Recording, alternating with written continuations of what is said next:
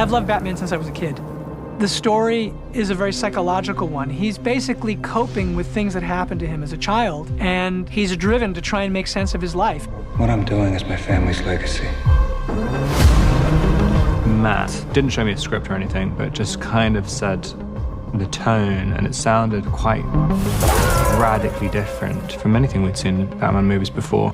I don't think I've ever worked with someone who pays attention to detail like him. Hey, Vincent! I didn't want to do an origin tale because I felt that we had seen the origin tale done more than once. I wanted him to not have figured out how to be Batman yet, and I wanted to make him the world's greatest detective. The killer left this with the Batman. Why is he writing to you?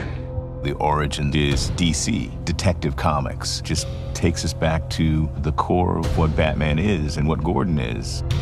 Any of this mean anything to you? I wanted him to use that phrase that is in so many of the comics, I'm vengeance, because this is a personal mission. But there is a dark side to this idea of vengeance. Batman's very much about the psychological investigation of a character that is caught in his own moral maze. He outmatches these people because he's fighting a stranger as if they have personally harmed him. I think in a way he's imagining that these are the people who killed his parents, like every single one of them. It's not about black and white. It's not about good and evil. There's just so much in the gray. Gotham is a really, really scary place. And so all of that as a world is incredibly rich for a filmmaker. Watch it, fellas. You got the prince of the city.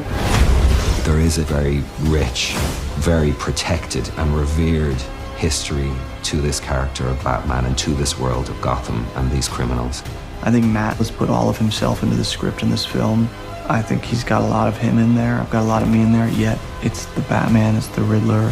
The Batman story has endured for 80 years. He doesn't have superpowers. What he has is a super heroic drive to try to make the world better. This guy's crazy!